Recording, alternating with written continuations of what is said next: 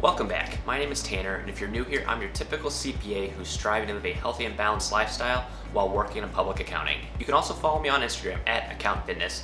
Also, be sure you subscribe to this channel to make sure you catch all my latest videos. At the time of uploading this video, it's mid-February, and the stress and workload is probably building up for many of us during busy season. There's no doubt about it that busy season can be quite tiring after a while. Thunder Mifflin, this is Pam.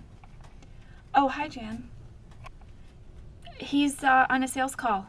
As it just seems like your to-do list just keeps on growing, meanwhile the time on the clock keeps on shrinking. The worst part is that you might have already come into the 2021 busy season already burnt out.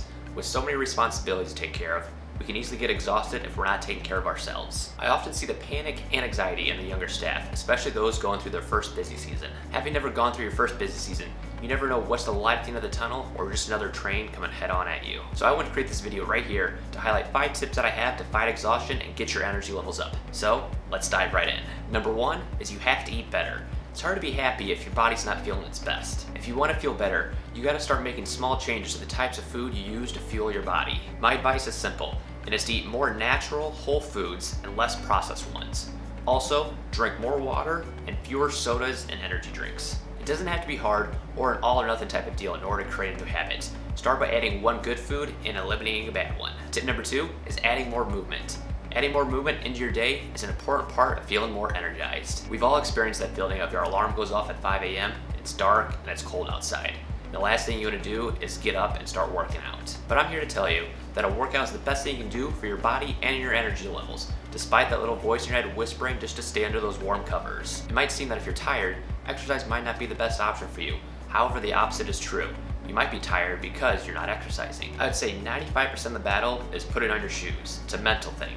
For most people, if they can get their shoes on and get out the door, they feel better. Typically, the more active a person is, the more energy they have throughout the day. It comes from the endorphins our brain produces when we exercise. Endorphins are chemicals that make you feel good and activate the happy side of your brain when produced. Movement causes your brain to produce them and release them. With any habit, start small and then add more activities that you enjoy and that make you sweat. Exercise also improves your sleep. So if you sleep better, you wake up more energized. Which takes us into our next tip, which might seem obvious when you're exhausted, but it's to sleep more. There is no doubt that sleep affects our happiness. This is one that I personally struggle with the most. We are fooling ourselves when we think we can survive on just 4 hours of sleep a night. Good sleep helps you make better decisions and be more productive, and those are things to be happy about. For more on this topic, check out a YouTube video I did on how to get more and better sleep that I'll leave linked up above and in the description down below. Tip number 4 is don't waste energy on what you can't control.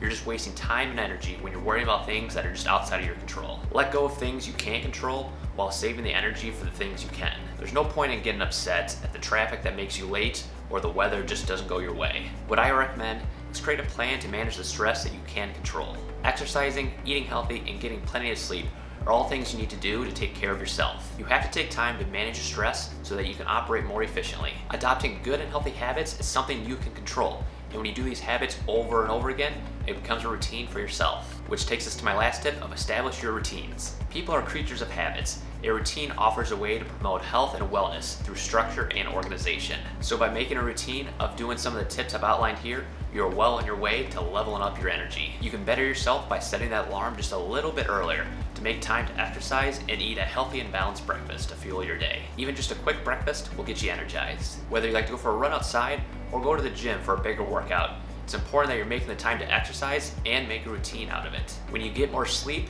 it'll leave you feeling more refreshed. Your daily routine impacts the quality of your rest. Your sleep schedule and your bedtime habits affect your mental sharpness, your performance, your emotional well-being, and your energy levels. It's best if you can maintain a consistent sleep schedule of the time you're going to bed and the time you're waking up, even on the weekends. If you're interested in hearing more on the importance of having a strong daily routine, check out my YouTube video that I'll leave linked up above and down below. To summarize here, what a lot of this comes down to is take care of yourself during these busy times, because that is what's most important. We aren't in the business of saving lives in this industry, so make sure you're not prioritizing work over your mental and your physical health. Also, if you haven't checked it out already, I was recently on the Before and After podcast where I talked about how I live my life during busy season.